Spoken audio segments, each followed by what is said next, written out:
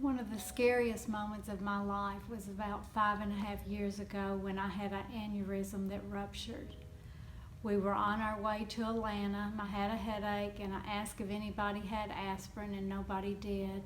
And I didn't think too much more about it. And when we got there, I went into the gift shop and they didn't have any aspirin. They were sold out. And so I thought, okay, I'll go upstairs and lay down on the bed and see if I can get rid of my headache. And so that's what I did. And after dinner, we started walking back to the hotel, and my head hurt just as bad, and I was getting nauseated. I just was getting so sick. And then by the time we got to the hotel room, I threw up. And after I threw up, I couldn't hold my head up anymore. So I went and laid down on the bed. I couldn't see and I couldn't hear.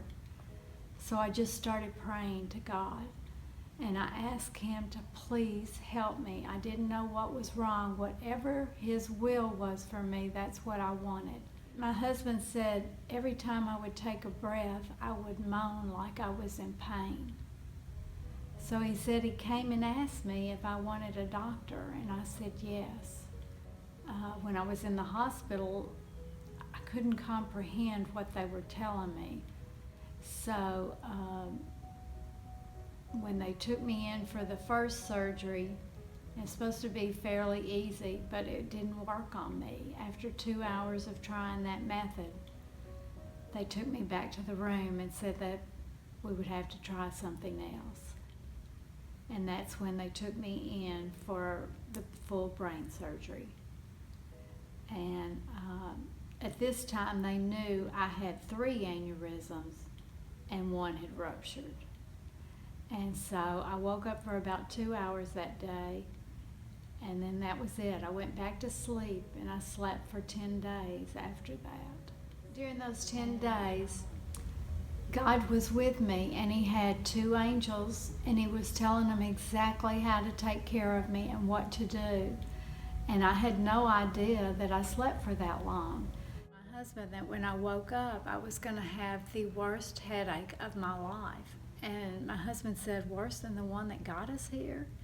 And he said, yes, it's going to be bad, but I will have a staff on call, and we will handle it when it happens.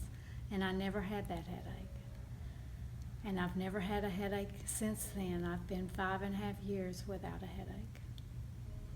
During all this, prayer has really changed all of our lives. For my husband and my children, it made them realize that there was someone there who cared about them, that God did listen, and He works in mysterious ways.